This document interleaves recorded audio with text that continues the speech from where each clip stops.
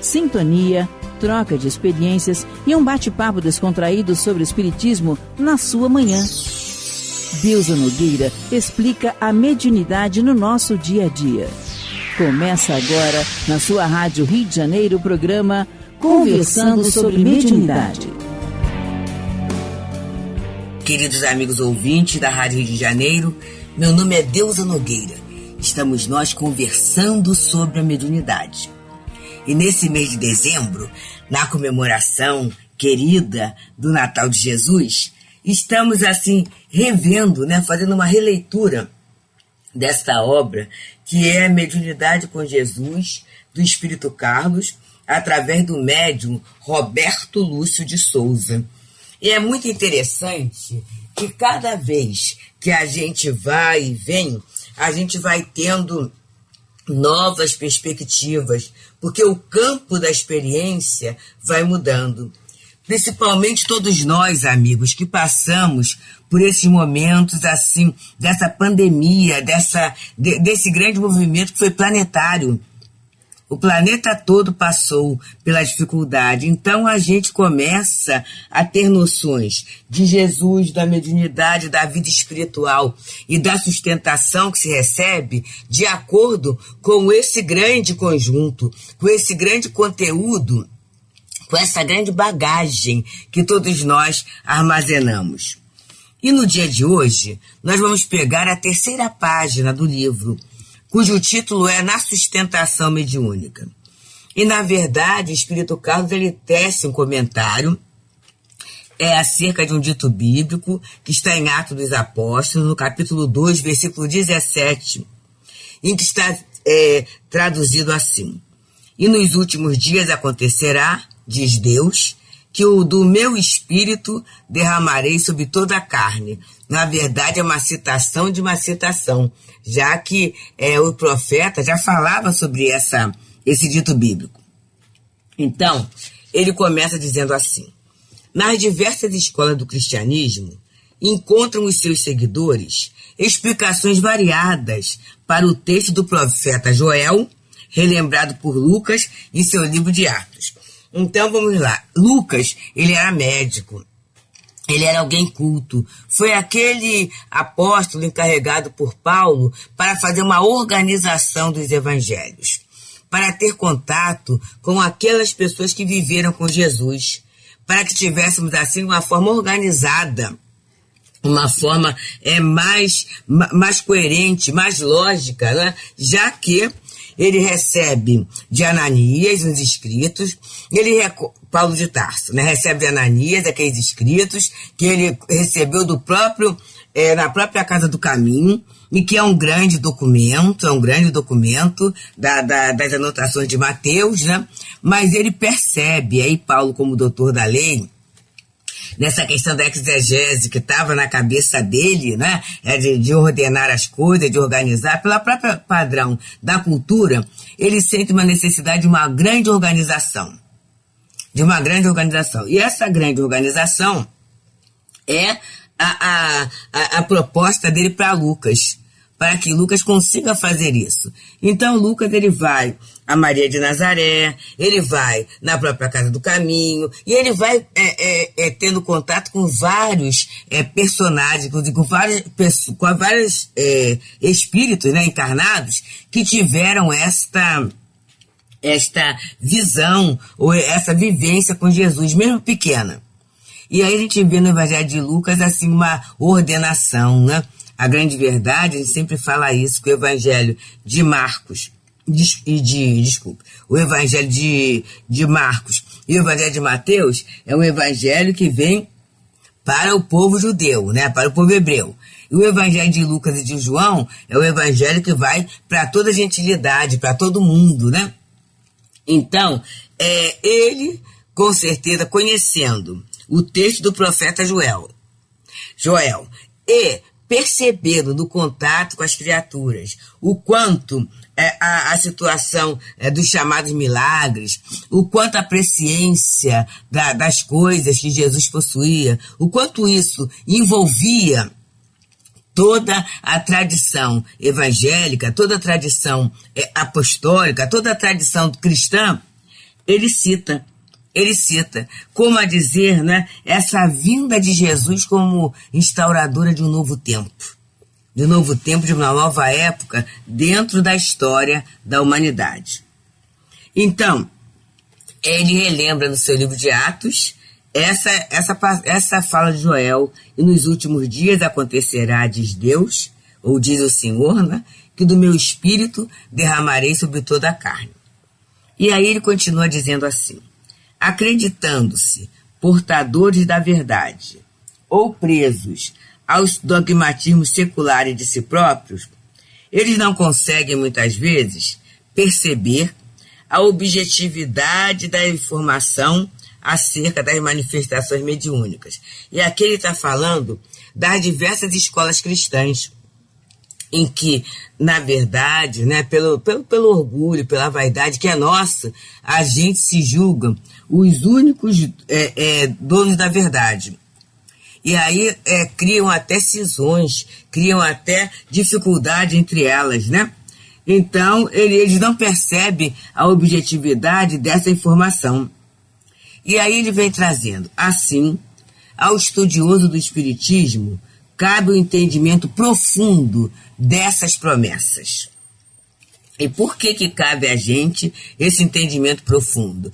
Primeiro, que a gente tem que ser estudioso mesmo. Porque se a gente não estudar a doutrina, se a gente não entender e não se conscientizar que os fenômenos estão na ordem natural das coisas, se a gente não estiver preso, pensando sobre tudo isso, a gente entra de novo na esfera do maravilhoso, do sobrenatural, e tá lá a gente idolatrando o médium, idolatrando casa espírita, achando que a casa espírita é porto de milagre, e não um ponto de esclarecimento, de esforço para renovação, e as situações ficam bem difíceis para a gente equacionar, para a gente entender, para a gente trabalhar com o fenômeno. Até para que o médium não se julgue especial porque é portador da mediunidade. Lembramos-nos sempre daquela expressão de Emmanuel na obra Serra dos Médiuns, em que ele diz: não é a mediunidade que te dignifica, é aquilo que fazes dela. E a gente muitas vezes, né, entra num campo de complicação por essa falta de entendimento.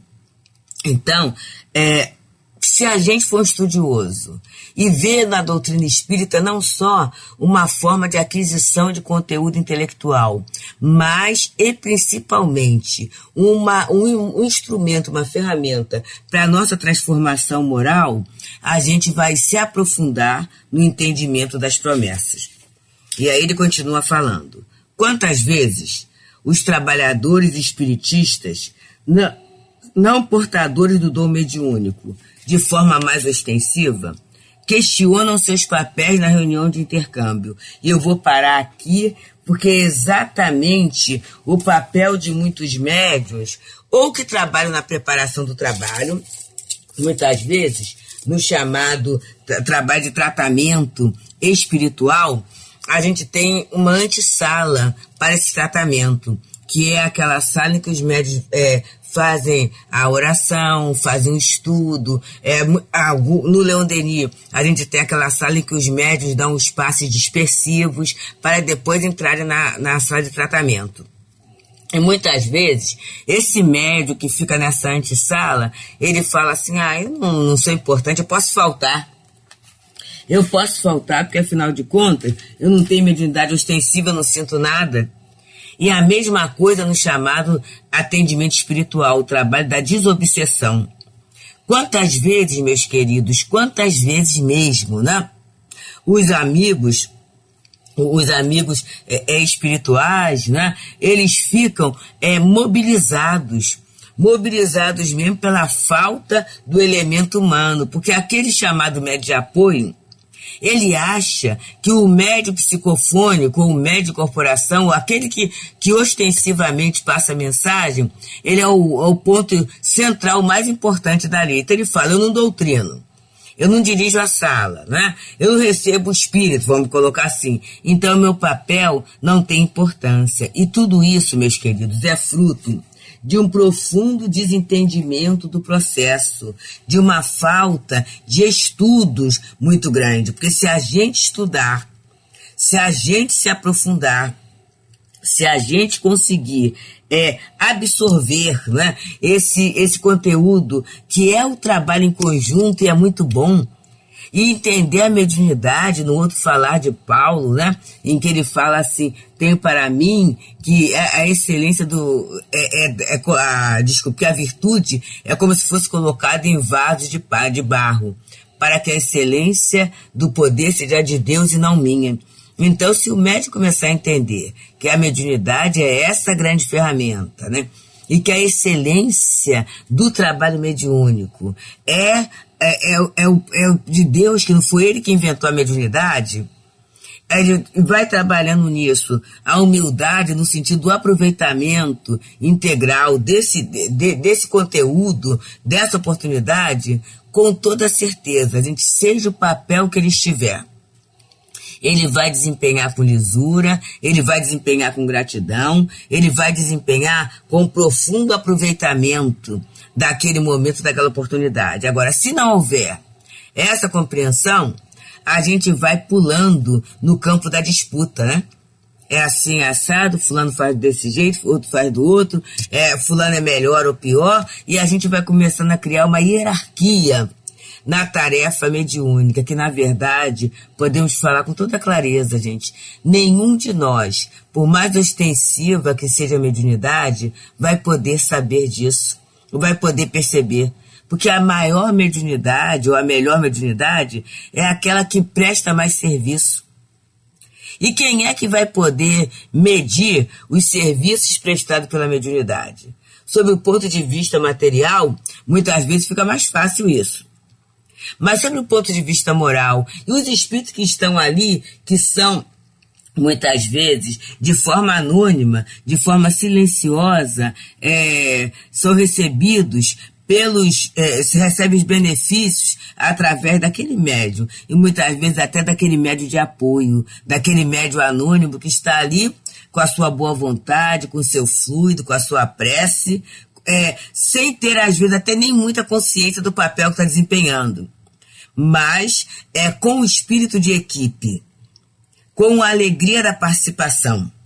Então, isso a gente tem que deixar sempre muito claro, porque em muitas casas, eu não vou falar em todas, mas em muitas casas espíritas, é o elemento que falta.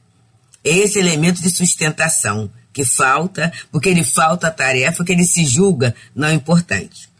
E assim, amigos, estamos nós, pelas ondas amadas da Rádio Rio de Janeiro, estudando a obra Mediunidade com Jesus, do Espírito Carlos, através do médium Roberto Lúcio de Souza, nesse item 4, que o título, no terceiro item, terceiro capítulo, que o título é Na Sustentação Mediúnica, em que o Espírito Carlos, lindamente, analisa a expressão de Lucas, que repete o profeta Joel, em Atos dos Apóstolos, capítulo 2, versículo 17, que é assim: e nos últimos dias acontecerá, diz Deus, que do meu espírito derramarei sobre toda a carne.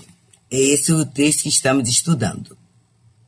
Então, voltando ao início do parágrafo, ele fala: quantas vezes os trabalhadores espiritistas, não portadores do dom mediúnico de uma forma mais ostensiva, questionam seus papéis na reunião de intercâmbio. É comum, mesmo entendendo-se a vontade de ajudar, eles encherem-se de inveja ou cobiça diante da fenomenologia apresentada por terceiros. E aí, é isso que ele fala. Eles são os mais necessitados de compreender essas palavras, né? Que é o entendimento profundo do fenômeno mediúnico e do Espírito de Deus, vamos dizer assim, da lei de Deus acontecendo. Para que a gente não olhe como privilégio, né? E também não faça da mediunidade uma bandeira de adoração, de hierarquia, de qualquer questão assim. E aí, continua o nosso Espírito Carlos falando: o Senhor promete a todos a manifestação de seus dons. E como nos lembra Paulo, ela ocorre segundo as nossas necessidades. E aí é que é muito interessante. Então, aquele que é portador de uma mediunidade ostensiva, ele necessita dessa prova concreta da sobrevivência do espírito. Ele necessita dessa prova concreta. Ele tem a mediunidade ostensiva. Aquele outro do apoio, ele necessita também a concretização da fé através do cumprimento do seu dever, da disciplina, do exercício do cumprimento do seu dever. Aquele que é o dialogador, ele necessita de quê? De sair dos seus pontos de vista para entender o sofrimento do outro, a fala do outro, e aí ele não vai responder, ele não vai devolver segundo o seu ponto de vista, não é isso? Ele vai ter que devolver segundo as diretrizes da doutrina espírita. Aquele que dirige uma sala, ele vai trabalhar o seu senso de administração, de gerenciamento de pessoas, de acatamento, de aceitação das criaturas como elas chegam, a formação do espírito de equipe. Será ele também aquele irmão que será referência dentro da sala para o fornecimento das orientações, do amparo, da sustentação, da liga da equipe mediúnica. Então, cada um de nós vai receber a mediunidade de acordo com a necessidade reencarnatória. Então, se a manifestação é dada de acordo com a nossa necessidade reencarnatória, continua o Carlos nos explicando. Por isso, deve aquele que tem a responsabilidade da sustentação identificar-se com a importância de sua tarefa. Será que a gente já está identificado com a importância das nossas tarefas? E eu vou fazer um parêntese aqui. Não é só a tarefa mediúnica, não. Alguns de nós, quer dizer, muitos de nós, cada um no setor, mas, por exemplo, quem tem um trabalho doméstico. O trabalho doméstico é repetido, ele tem uma rotina, e é alguma coisa que só é observado quando não é feito, não é isso? Aqueles detalhezinhos que se faz, não é observado. E aí como é que eu fico? Eu fico muito aborrecida, porque ninguém observou o que eu fiz, ninguém me valoriza, ou eu fico muito contente que, graças a Deus, eu estou conseguindo dar conta da tarefa. No meu trabalho profissional. E a gente sabe que sempre tem um pouquinho a mais que pode ou que deve ser feito. Sempre tem alguma questão que o outro não fez ou que nós não fizemos e alguém faz. E aí naquele momento alguém esqueceu ou alguém não teve tempo, alguém não fez mesmo aquele trechinho da tarefa que lhe competia. E aí eu começo e faço aquele pouquinho do outro. Será que eu me sinto bem? Eu sinto que é uma coisa importante ou eu vou falar assim, olha só, eu fiz aquilo que você deixou de fazer, hein? Como é que fica isso? Qual é o meu sentimento nisso? E mesmo no meu próprio trabalho profissional, aí eu fiz o meu dever. Eu vou querer a gratificação porque eu fiz tudo direitinho? Ou eu me sinto feliz, agradeço a Deus, faço uma prece porque eu dei conta? Porque assim, gente, a questão da mediunidade, ela tem a ver com a nossa postura de vida. E muitas vezes, dentro da nossa vida, a gente vive a carta de reconhecimento. E é muito interessante que quando eu vivo a carta de reconhecimento, eu não valorizo a movimentação do outro, eu só vejo a minha. Eu só vejo o meu trabalho, eu não consigo ver o trabalho do outro. E quando eu não consigo ver o trabalho do outro, gente, quem perde sou eu. Porque é um grande aprendizado para todos nós nesse movimento de colaboração, nesse movimento de entendimento, sabe? É um crescimento muito grande para nós. Quando a gente fica preso na caixinha, na verdade todo mundo perde. Até nós mesmos, nós perdemos. Então ele tem que estar muito atento a a esse trabalho, que é o trabalho íntimo, que é o cumprimento daquilo que nós nos propomos a fazer. Muitas vezes pedir até ajuda. Será que isso que eu estou me propondo a fazer agora é exatamente aquilo que eu me propus no projeto encarnatório, antes de encarnar? Ou será que eu estou inventando coisas, ou estou até distorcendo com a minha fragilidade moral, né, com a minha ignorância, a minha própria destinação?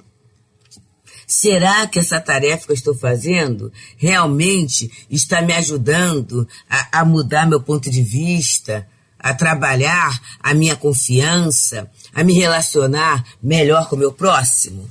São questionamentos bem interessantes. Maria Dolores, ela nos fala, né, que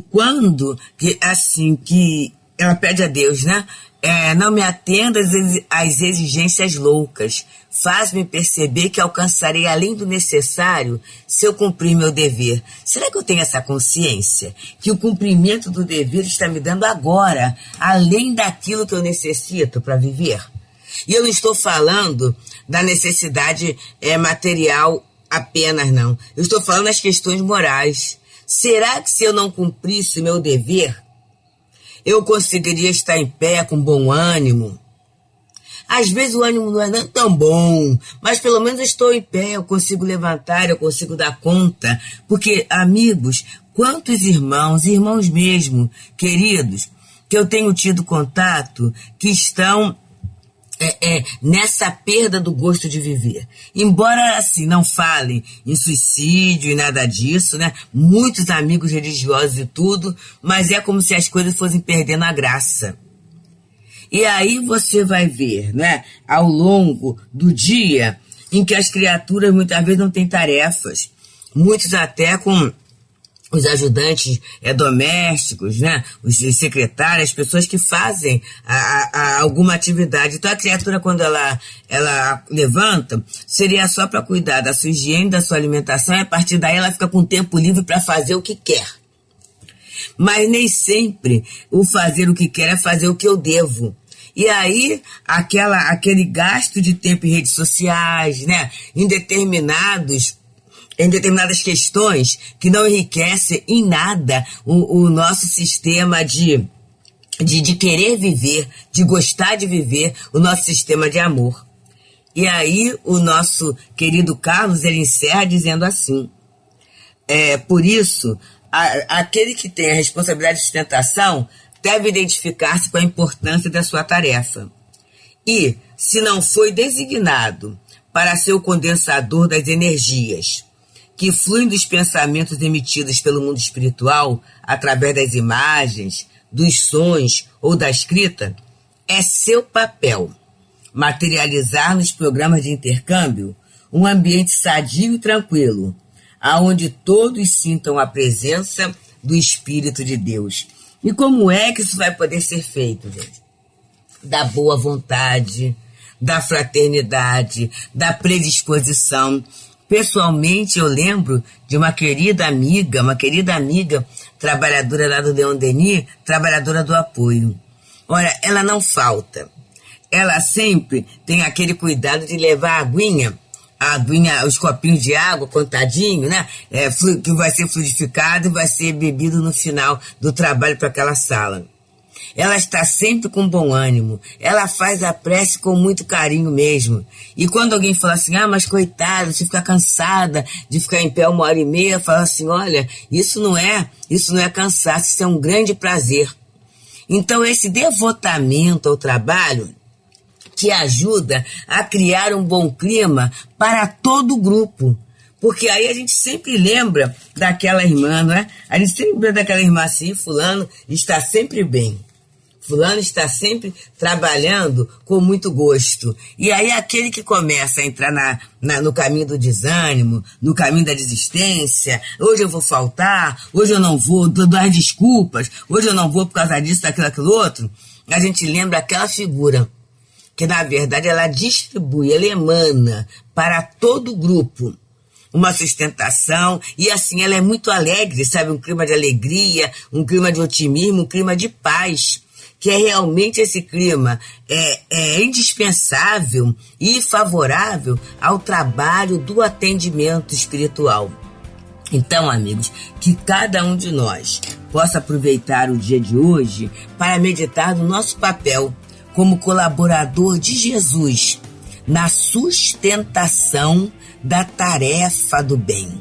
Esta é a nossa mensagem para o dia de hoje. Muita paz.